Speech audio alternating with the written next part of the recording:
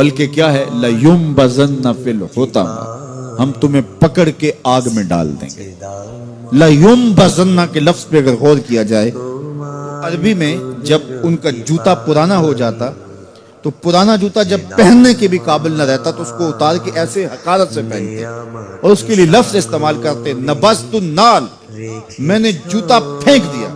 وہ جوتا جو پاؤں میں ڈالنے کے بھی قابل نہ رہے اور اتنا پرانا ہو جائے کہ اس کو اب جو ہے وہ مزید مرمت بھی نہ کروانا ممکن ہو، تو اس کو پھر پھینکا جاتا ہے اور پھر اس کو وہ حقارت سے پھینکتے ہیں، اور وہ جوتا چلتے ہوئے تنگ کرتا ہے تو پھر اس کو اتار کے حقارت سے رب پھینک دیتے ہیں۔ تو اس کے لیے لفظ بولتے ہیں نبست النال، میں نے جوتا پھینک دیا۔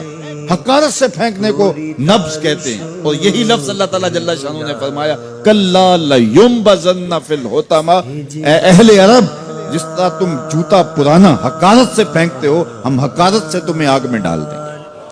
کَلَّا لَيُنبَذَنَّ فِي الْحُطَمَةِ، یہ ان مالداروں کی کہانی ہے جنہوں نے مال کو اپنا معبود بنا لیا، مال کو اپنا مقصود بنا لیا، مال مال مال، ہر قدر پامال کر دی، ہر قدر کی قربانی دے دی مال کے بدلے، اور مال ہی ان کا مقصود بن گیا، اور یہ سمجھے کہ یہ مال جو ہے وہ ان کو لافانی کر دے گا، ان کو مرنے نہیں دے گا، ان کے لیے حفاظتی حصار بن جائے گا۔ کَلَّا لَيُنبَذَنَّ فِي الْحُطَمَةِ وَمَا أَدْرَاكَ مَا الْحُطَمَةِ، اللہ فرماتا ہے جانتے ہو جس حطمہ میں، جس آگ میں تمہیں ڈالا جائے گا وہ آگ کیا ہے؟ مل حطمہ، کیا تمہیں پتا ہے وہ حطمہ کیا ہے؟ پھر خود فرمایا نار اللہ الموقدۃ التی تطلع علی الافئدہ، یہ اللہ کی جلائی ہوئی آگ ہے جو دل کھا جائے گی، جو کلیجے چاٹ جائے گی۔ تو حب زر، یہ حب دولت اور حب دنیا، یہ تمام برائیوں کی جڑ ہے۔ تو اس لیے اپنے اندر سے محبت زر کو نکالنے کی کوشش کیجئے اگر کہیں آپ کو داخل ہوتی محسوس ہو رہی ہے، اور حب دولت کو نکالنے کے لیے زکوٰۃ صدقات اسلام نے ہمیں یہ نظم دیا۔ اقبال نے کہا تھا حب دولت تلف می سازت زکوٰۃ، زکوٰۃ حب دولت کو زائل کرتی ہے، جب اللہ کی راہ میں لٹاؤ گے تو اس سے کم بھی نہیں ہوگا۔ میرے حضور نے 3 چیزیں قسم کر کے کہی، حضرت ابو کبشہ الانماری رضی اللہ تعالیٰ عنہ سے مروی ہے، میرے حضور نے ارشاد فرمایا اگر کوئی شخص کسی کو معاف کر دیتا ہے تو اس کی عزت کم نہیں ہوگی، میں محمد اللہ کی قسم اٹھاتا ہوں۔ دوسری بات میرے حضور نے فرمائی کہ جو شخص مانگنے لگ جاتا ہے، سوال کا دروازہ کھول لیتا ہے، اللہ اس کے لیے محتاجی کا دروازہ کھول دیتا ہے، اس کی کبھی کمی پوری نہیں ہوتی۔ اور تیسری بات میرے حضور نے قسم کر کے کہی ما نقص مال عبد من صدقہ، کہا میں اللہ کی قسم اٹھا کے کہتا ہوں کہ صدقے سے مال کم نہیں ہوتا، صدقے سے مال گھٹتا نہیں ہے۔ تو ایک تو مال بھی نہیں گھٹے گا، یہ ضمانت کس کی ہے؟ میری نہیں ہے، یہ رسول اللہ کی ضمانت ہے۔ ایک تو مال بھی کم نہیں ہوگا، اور دوسرا یہ ہے کہ حب دولت ختم ہوگی۔ حب دولت تلف می سازت زکوٰۃ، یہ ماہ سیام آ رہا ہے تو زکوٰۃ سے حب دولت کو کم کیجئے، بلکہ صدقات دیجئے، نفلی صدقات کیجئے، غرباء کی مدد کیجئے، مساکین کی مدد کیجئے، اپنے غریب محتاج رشتہ داروں پہ غور کیجئے، ان کی مدد کیجئے، اپنی ہمسائیگی میں دیکھیے، پردے سے مدد کیجئے، ان کی عزت نفس بھی مجروح نہ ہو۔ یہ جو نمائش لگا کے 10 اخباروں میں چھپوا کے لوگوں کی مدد کرتے ہیں، اس سے گریز کیجئے۔ کبھی سوچیں کہ اگر آج کسی کی بیٹی لائن میں کھڑی ہے تو کل اگر یہ مرحلہ میری بیٹی کے لیے آ جائے تو پھر میرا مزاج کیا ہوگا؟ تو عزت نفس کا خیال رکھیے، لوگوں کی غربت کا تماشا نہ اڑائیے، اور لوگوں کی جو ہے وہ محتاجی کو اپنی تسکین کا ذریعہ نہ بنائیے۔ یہ تو اللہ نے تمہیں دیا اور انہیں نہیں دیا، اور وہ آزمائش کی گھڑی میں کھڑے ہیں، تم ان کے ساتھ کھڑے ہو جاؤ۔ تو لوگوں کی مدد کیجئے، دکھیوں کے کام آئیے، مساجد کی جو ہے وہ تعمیر کیجئے، مدارس دینیہ کے ساتھ وابستہ رہیے، اور لوگوں کی فلاح کے لیے، بہتری کے لیے کام کیجئے۔ اللہ نے آپ کو دیا ہے، یہ مال یہاں رہ جانا ہے۔ میرے حضور نے فرمایا ابن آدم کہتا ہے میرا مال میرا مال، اس کا مال وہ ہے جو اس نے کھایا یا پہنا اور پرانا کر دیا یا آگے بھیج دیا، باقی اس کا نہیں ہے، وہ وارثوں کا ہے۔ مرتے ہی ورثہ بن جائے گا، مرتے ہی ترکہ بن جائے گا۔ کفن بھی میلا نہیں ہونے دیں گے کہ بعض اولادیں تو بانٹ لیتی ہیں۔ اللہ اکبر، وہ گھر جو ان کے لیے بنایا تھا ایک رات بھی تجھے اس گھر میں رکھنے کے لیے تیار نہیں ہوں۔ آج تیرا نام چھن گیا، آج کوئی یہ نہیں کہتا کہ پیچھے اس امام کے اور حاضر اس چودھری صاحب کے، حاضر اس میت کے۔ آج تو ڈیڈ باڈی بن گیا، آج تو میت بن گیا۔ آج خان صاحب، ملک صاحب، چودھری صاحب، پیر صاحب، مفتی صاحب، تیرے سارے ٹائٹل چھین لیے گئے۔ آج پیچھے اس امام کے اور دعا واسطے حاضر اس میت کے، آج تو میت بن گیا۔ آج تیرا لباس بھی پھاڑ کے اتارا ہے، آج تیرے انگوٹھے باندھ دیے گئے ہیں، ناک میں روئی ٹھونس دی گئی ہے۔ آج تو غسال کے رحم و کرم پہ ہیں، وہ تجھے ادھر الٹ دے یا ادھر پلٹ دے، اب تیرے پاس کوئی اختیار ہی باقی نہیں رہا۔ میاں صاحب بولے جاندی واری ڈرونا بنے ہو تے ہاتھ نہ لاندے ڈرتے۔ آج اولاد بھی دور ہے، پوتے اور پوتیاں بھی ڈرتی ہیں۔ جاندی واری ڈرونا بنے ہو تے ہاتھ نہ لاندے ڈر دے، جنہ لئی تو پاپ کمائے اج کتھے نہیں تیرے کر دے۔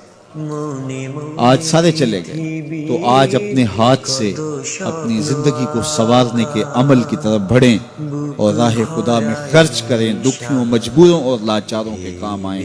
اللہ آپ کی مدد کرے گا اور حب دنیا کم ہوگی۔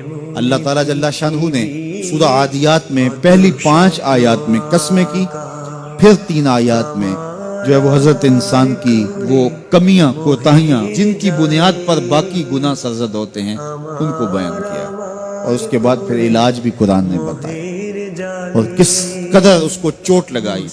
افلا یعلم اذا بعثر ما فی القبور وحصل ما فی الصدور ان ربهم بهم یومئذ لخبیر۔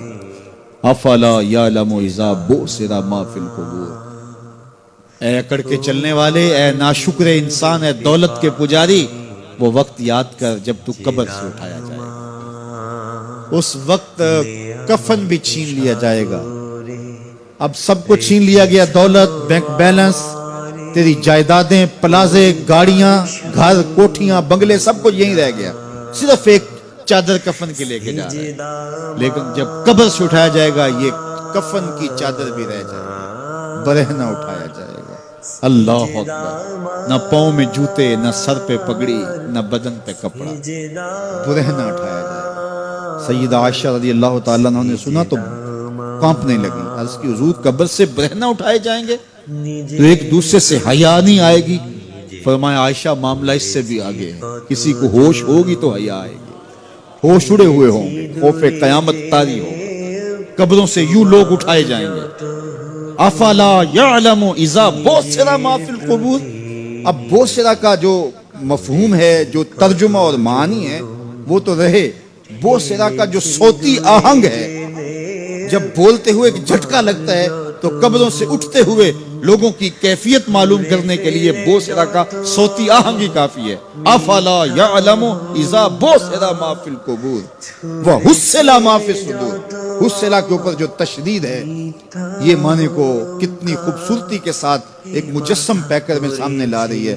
اللہ فرماتا پھر وہ وقت آئے گا جو سینے میں ہوگا وہ تشت ازبام ہو جائے گا۔ آج آپ مجھے نیک سمجھتے ہیں، میں آپ کو اچھا سمجھتا ہوں، لیکن میرے سینے کے اندر کیا چل رہا ہے یہ آپ کو نہیں پتا۔ یہ میں تقریر چہک چہک کے کر رہا ہوں، اس کے پیچھے کیا ہے؟ میں آپ کے دل اپنی جانب موڑنا چاہتا ہوں، آپ کی جیبیں خالی کرنا چاہتا ہوں، یا میں آپ کے سامنے پاک اور ستھرا اور بڑا جو ہے وہ نیکوکار بننا چاہتا ہوں، یا میرا مقصد رضائے الہی ہے؟ یہ مجھے پتہ ہے، آپ کو نہیں پتہ۔ آپ کہاں ہیں، کہاں کھڑے ہیں، میں آپ کو اچھا سمجھتا ہوں، لیکن آپ کو پتہ ہے کہ ہم کہاں کھڑے ہیں۔ لیکن قیامت کے دن یہ ساری چیزیں سامنے آئیں۔ وَحُصِّلَ مَا فِي الصُّدُورِ، اور سورہ الطارق میں فرمایا یوم تبلی السرائر فما لَهُ مِن قُوَّةٍ وَلَا نَاصِرٍ، اس دن سارے راز کھول دیے جائیں گے اور کوئی طاقت نہیں ہوگی جو ان رازوں کو کھلنے سے روک سکے گا۔ آج طاقتور کی بات نہیں کھلتی اور کمزور کی بات اچھال دی جاتی ہے، لیکن وہ وقت آنے والا ہے یوم تبلی السرائر فما لَهُ مِن قُوَّةٍ وَلَا نَاصِرٍ، نہ زور کے بل پہ، نہ زر کے بل پہ، نہ کسی اور بل پہ کسی کام کو روکا جا سکے گا، ہر شے تشت ازبام ہو جائے گی۔ وہ کتنا سخت دن ہوگا۔ اے داور حشر میرا نامہ اعمال نہ پوچھ، اس میں کئی پردہ نشینوں کے بھی نام آتے ہیں، تو وہ کتنا سخت دن ہوگا۔ وَحُصِّلَ مَا فِي الصُّدُورِ إِنَّ رَبَّهُمْ بِهِمْ يَوْمَئِذٍ لَخَبِيرٌ، بے شک ان کا رب اس دن ان سے خوب باخبر ہوگا۔ وہ آج بھی باخبر ہے، لیکن آج کئیوں کو یقین نہیں کہ وہ باخبر ہے، لیکن اس دن سب کو یقین ہو جائے گا کہ میرا رب اس سے باخبر ہے۔ جب پرانی تصویریں چلنا شروع ہو جائیں گی، جب ساری ویڈیو سامنے آ جائے گی، زندگی میں جو کیا، تنہائی میں، اعلانیہ، خفیہ، جہاں جہاں جو کیا، داد عیش دی، سب کچھ تشت ازبام ہوگا، سب کچھ جو ہے وہ سکرین پہ چل رہا ہوگا، کوئی چیز بھی تشت ازبام ہونے سے نہیں رہ جائے گی۔ تو پھر بندہ کہے گا اوہو یہ تو سب میرے مالک کو پتا تھا، لوگوں کی نظروں سے چھپ سکا، رب کی نگاہوں سے تو نہیں چھپ سکا، اس کی نگاہوں سے کون چھپ سکتا ہے؟ یہ یقین آج اپنی روحوں میں اتار لو، اچھی طرح سے جذب کر لو۔ گناہوں سے بچنے کا اکثیر نسخہ ہے یہ یقین کہ میرا رب مجھے دیکھا ہے۔ یہ یقین جب روح میں جم جائے، خیالوں میں اتر جائے، اعتقاد کا پختہ حصہ بن جائے، پھر بند کوٹھڑی میں بھی جرم نہیں ہو سکتا کہ میرا مالک تو مجھے دیکھ رہا ہے۔ آپ دیکھتے نہیں کہ جب ساتوں دروازے بند کر کے بت کے اوپر موٹا کپڑا ڈال کے زلیخا بولی ہے تلک، یوسف اب تو آ جاؤ نا، اب تو کوئی نہیں دیکھ رہا، قال معاذ اللہ، تو جناب یوسف نے کہا میں اللہ کی پناہ میں آتا ہوں۔ اللہ اکبر، تو دروازے بند کر کے لوگوں کی نظروں سے چھپ گئی ہے، اور بے نور آنکھیں رکھنے والے اس پتھر کے بت سے بھی حیا کرتی ہے اور اس پہ بھی پردہ ڈال لیا ہے۔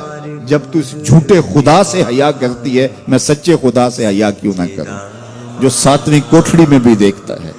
اتنی روشنیاں برسی کہ گناہ کا تصور بھی محال ہو جائے۔ تو یہ یقین کہ میرا اللہ مجھے دیکھ رہا ہے، یہ انسان کی زندگی میں نظم پیدا کرتا ہے۔ آنے والا موسم ماہ سیام رمضان المبارک، یہ ہماری زندگی کے اندر یہ نور داخل کرتا ہے کہ میرا اللہ دیکھ رہا ہے۔ کڑکتی دھوپ، برستی گرمی، زباں کانٹا، ہونٹ خشک، گلا خشک، دروازہ مکفل، ٹھنڈا پانی دستیاب، لیکن ایک گھونٹ بھی حلق سے نیچے نہیں اتارتے کہ میرا اللہ دیکھ رہا ہے۔ وضو کرتے بھی احتیاط کرتے ہیں کہ میرا اللہ مجھے دیکھ رہا ہے۔ کرتے ہیں کہ نہیں کرتے؟ یہ نور ملتا ہے کہ نہیں ملتا؟ اس کو پھر جذب کر لینا چاہیے تاکہ یہ زندگی میں چھا جائے، کیونکہ جو رمضان میں دیکھتا ہے وہ غیر رمضان میں بھی دیکھتا ہے۔ اور پھر پانی نہیں پیتے کہ اللہ دیکھ رہا ہے، کھانا نہیں کھاتے اللہ دیکھ رہا ہے، لیکن جب آنکھ بھٹکتی ہے تو اس وقت اللہ نہیں دیکھتا، جب خیال بہکتا ہے تو اس وقت اللہ نہیں دیکھتا۔ رشوت میز کے اوپر سے لے رہے ہوں یا نیچے سے لے رہے ہوں تب نہیں اللہ دیکھ رہا ہوتا، اللہ صرف کھانے اور پینے کو دیکھ رہا ہوتا ہے۔ یہ جو ایک نور آیا ہے اس کو جذب کر لیں، پوری زندگی میں پھیلا لیں۔ تو اسی لیے رمضان تقوی بانٹتا ہے، روزہ تقوی بانٹتا ہے، زندگی میں نور اور روشنیاں بھر دیتا ہے۔ باپ اپنے بیٹے کو کوئی بات کہے تو سعادت مند بیٹے کو غور سے وہ بات سننی چاہیے۔ استاد یا شیخ اپنے شاگرد کو کوئی بات کہے تو اسے غور سے اس بات کو سماعت کرنا چاہیے، چونکہ کہنے والا اس کا بزرگ ہے۔ لیکن وہ بزرگ، وہ شیخ، وہ استاد اگر ساتھ قسم بھی کرے تو پھر اور زیادہ مضمون کی اہمیت ہو جاتی ہے کہ یہ کوئی اہم مضمون تھا جس سے قبل قسم کی جا رہی ہے۔ اب یہاں جو ارشاد فرمایا جانے لگا ہے اس سے قبل میرے رب نے رب ہو کے قسم کی ہے۔ میرا مالک تو یوں بھی کہہ دیتا تو کافی تھا، لیکن مضمون اتنا اہم ہے کہ اس کو بیان کرنے سے قبل میرے رب نے قسم کی، اور پھر قسم بھی ایک نہیں کی، 5 قسمیں کی۔ والعادیات ضبحا، قسم ہے ان گھوڑوں کی جب وہ تیز دوڑیں تو ان کے سینوں سے آواز نکلتی ہے۔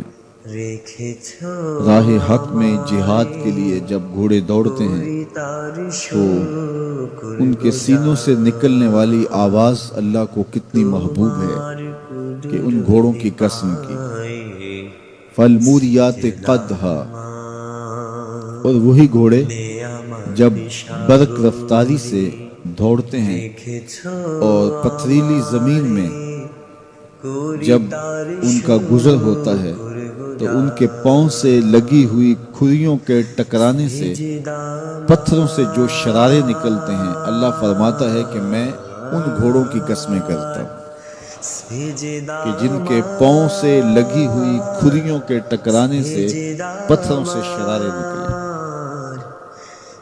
پھر ارشاد فرمایا فالمغیرات صبحا، اور وہ گھوڑے صبح کے وقت جب حملہ آور ہوتے ہیں اور دشمن کے لشکروں کو تخت و تاراج کرتے ہیں تو ان حملہ آور ہونے والے گھوڑوں کی قسم فَأَثَرْنَ بِهِ نَقْعًا، اور جب وہ حملہ آور ہوتے ہیں تو ان کی سموں سے گرد اڑتی ہے، تو اللہ فرماتا ہے وہ گرد اڑانے والے گھوڑوں کی قسم۔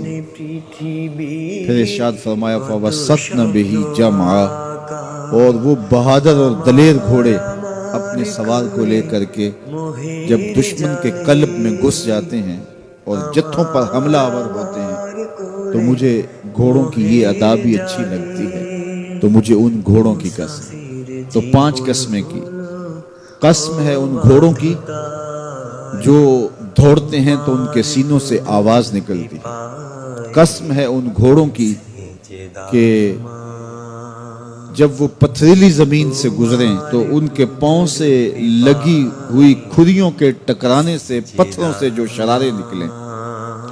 قسم ہے مجھے ان گھوڑوں کی جو لشکروں کو تاخت و تاراج کریں۔ قسم ہے ان گھوڑوں کی جب وہ حملہ آور ہوں تو گرد اڑے، اور قسم ہے ان گھوڑوں کی جو لشکروں کے کلیجے چیر دیں اور آگے بڑھ جائیں اور دشمنوں کے جتھوں پہ حملہ آور ہوں۔ تو ان 5 قسم کے گھوڑوں کی میرے رب نے قسم کی۔ اللہ اکبر، میرے مالک ذات کے گھوڑے اور تو ان کی قسمیں کرے، تو کہا کہ یہ گھوڑے میرے محبوب کے غلاموں کے ہیں۔ اللہ اکبر، محبوب کے غلاموں کے گھوڑوں کے پاؤں سے لگی ہوئی کھریوں کے ٹکرانے سے پتھروں سے جو شرارے نکلے رب کو وہ بھی پسند ہیں۔ ذرا غور تو کیجئے، تو ذات کے گھوڑے بھی ہوں لیکن نسبت محبوب سے ہو تو وہ گھوڑے بھی اچھے لگتے ہیں۔ اچھا ذرا آگے آ جائیے، ذات کا کتا ہے لیکن ولیوں کے سنگ جڑ گیا۔ اللہ نے اس کتے کا ذکر قرآن میں کیا بلکہ اس کے بیٹھنے کے سٹائل کو بیان کیا۔ وَكَلْبُهُمْ بَاسِطٌ ذِرَاعَيْهِ بِالْوَسِيدِ، ان کا کتا غار کے دھانے پہ اپنے بازوؤں کو پھیلا کے بیٹھا ہے۔ غار کی دہلیز پر بیٹھنے والے کتے کی حیت جلوس کو، اس کے بیٹھنے کے سٹائل کو قرآن نے بیان کیا۔ مالک اس میں ہمارے لیے کیا ہدایت ہے؟ ایک کتے کے بیٹھنے کے سٹائل کو تو بیان کر رہا ہے، اس کی حیت جلوس کو بیان کر رہا ہے، انداز نشست کو بیان کر رہا ہے، تو قرآن تو سراپا ہدایت ہے، تو اس میں ہمارے لیے کیا ہدایت ہے؟ کہا یہی تو بتانا چاہتا ہوں کہ ذات کا کتا بھی ہو، سنگ نیکوں کے جڑ جائے تو وہ قابل ذکر ہو جاتا ہے، اور اگر تم میرے ولیوں سے جڑ جاؤ گے پھر تمہارا مرتبہ کیا ہوگا؟ یہاں تو کتے جڑ جائیں تو قابل ذکر ہوتے ہیں۔ اچھا ذات کی چیونٹی ہے لیکن راہ تکتی حضرت سلیمان پیغمبر کا، تو اس چیونٹی کی گفتگو اللہ نے قرآن میں بیان کر دی اور اس کے نام کی سورت ہوتا ہے النمل۔ سورہ نمل اس چیونٹی کے نام پہ سورت ہے جو حضرت سلیمان علیہ السلام کی راہیں تک رہی تھی اور اپنی ہمجولیوں سے کہہ رہی تھی جلدی جلدی اپنی بلوں میں داخل ہو جاؤ، اللہ کے نبی کا لشکر بے خبری میں کہیں تمہیں کچل نہ ڈالے۔ اور حضرت سلیمان نے اس چیونٹی کی بات کو سنا، فَتَبَسَّمَ ضَاحِكًا مِّن قَوْلِهَا، اور مسکرا بھی پڑے۔ تو چیونٹی بھی ہو، گھوڑے بھی ہوں، کتے بھی ہوں، لیکن جب اچھے لوگوں کے سنگ جڑ جائیں، نسبت بلند ہو جائے تو وہ قابل ذکر ہو جاتے ہیں۔ تو ہیں گھوڑے لیکن میرا رب رب ہو کے قرآن میں ان گھوڑوں کی اداؤں کی قسمیں کر رہا ہے۔ وَالْعَادِيَاتِ ضَبْحًا فَالْمُورِيَاتِ قَدْحًا فَالْمُغِيرَاتِ صُبْحًا فَأَثَرْنَ بِهِ نَقْعًا ववसतन बिही जमा। कसम उन घोड़ों की जो तेज दौड़े तो सीनों से आवाज निकले, पथरीली जमीन में जाएं तो पांव से शरारे निकले, गर्दो गबार उड़ाएं दुश्मन के लश्करों को ताख्त व ताराज करके उनके जत्थों में घुस जाएं, उन दलेर और बहादुर घोड़ों की मेरा रब रब हो के कसम कर रहा है। यहां कसम की बात चली तो अल्लाह ने महबूब के घोड़ों की कसम की, घोड़ों की अदाओं को पसंद किया। महबूब के गुलामों के घोड़े, उनके पांव से लगी हुई खुरियां, खुरियों से टकराने वाले पत्थर, पत्थरों से निकलने वाले शरारे, रब के वो भी महबूब। अल्लाह अकबर। तो फिर कसम की बात चली तो कभी घोड़ों की कसमें की, कभी महबूब की राह गुजर की कसम की।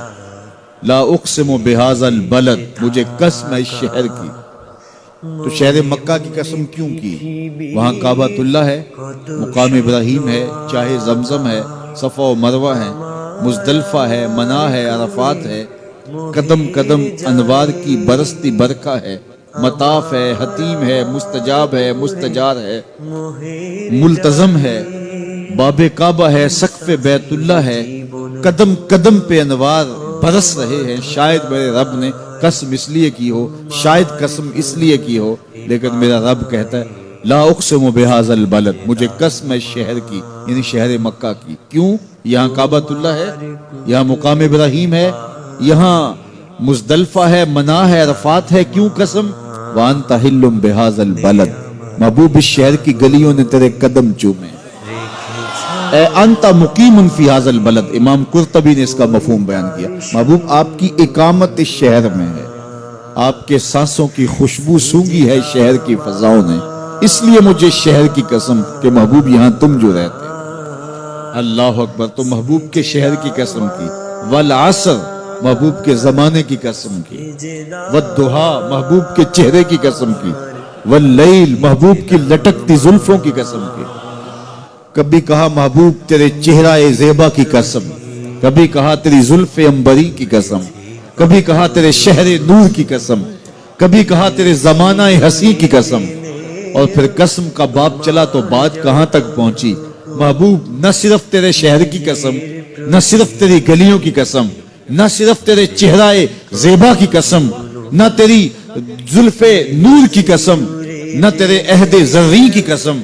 महबूब तेरी कसम तो है ही, तेरे गुलामों के घोड़ों के पांव से लगी हुई खुरियों के टकराने से जो शरारे उड़ते हैं, मैं खुदा हो के उन शरारों को भी पसंद करता हूं और उन घोड़ों की भी कसमें करता। ये कुरान है ना, वल आदियात दबहा, कसम है महबूब तेरे गुलामों के घोड़ों।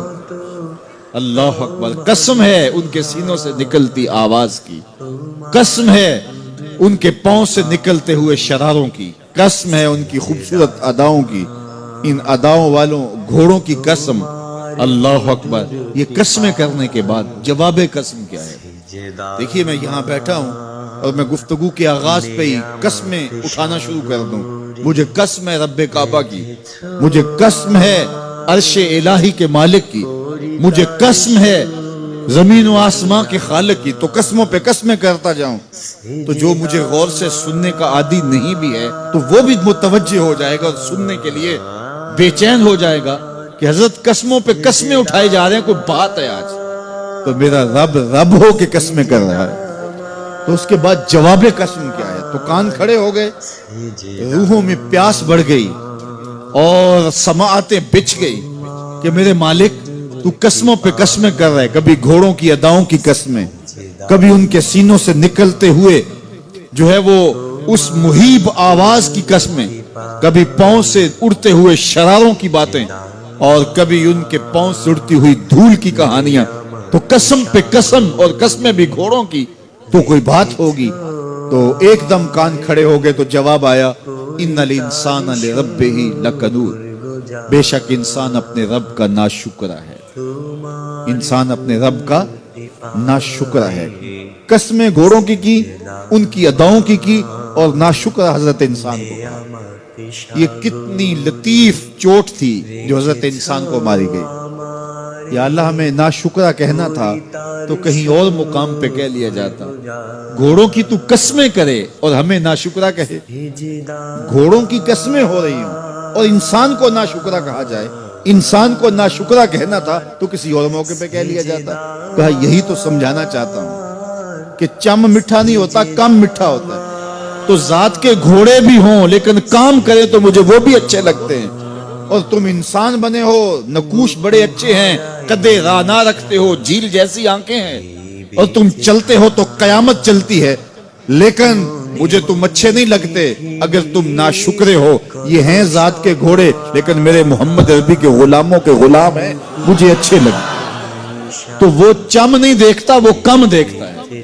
تو ذات کے گھوڑے بھی ہوں لیکن نسبت ہو میرے حضور سے، نسبت میرے رسول سے ہو تو رب کو وہ اچھے لگتے ہیں.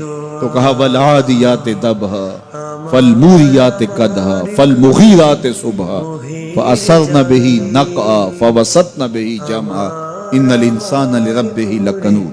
بے شک انسان اپنے رب کا ناشکرہ ہے. اللہ اکبر. پھر فرمایا وَإِنَّهُ عَلَى ذَلِكَ لَشَهِيدٌ. اس پر کسی دلیل کی ضرورت نہیں ہے کہ یہ ناشکرہ ہے، یہ خود اس کا گواہ ہے. ذرا اپنے اندر اتر کے دیکھے کہ یہ کھڑا کہاں ہے. یہ کس قدر نعمتیں پانے کے باوجود شکوے کی زبان کھولے رکھتا ہے.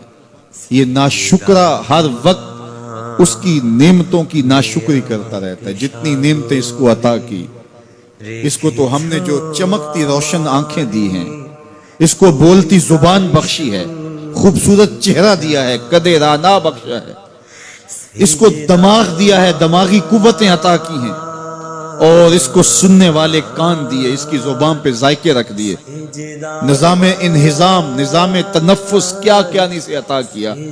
لیکن ہر وقت یہ ناشکری کے کلمات ہی بولتا رہتا ہے. میرے پاس یہ بھی نہیں، یہ میرے پاس یہ بھی نہیں، میرے پاس یہ بھی نہیں. دیکھیں اس کے پاس کیا کیا اس کے مالک نے عطا کیا.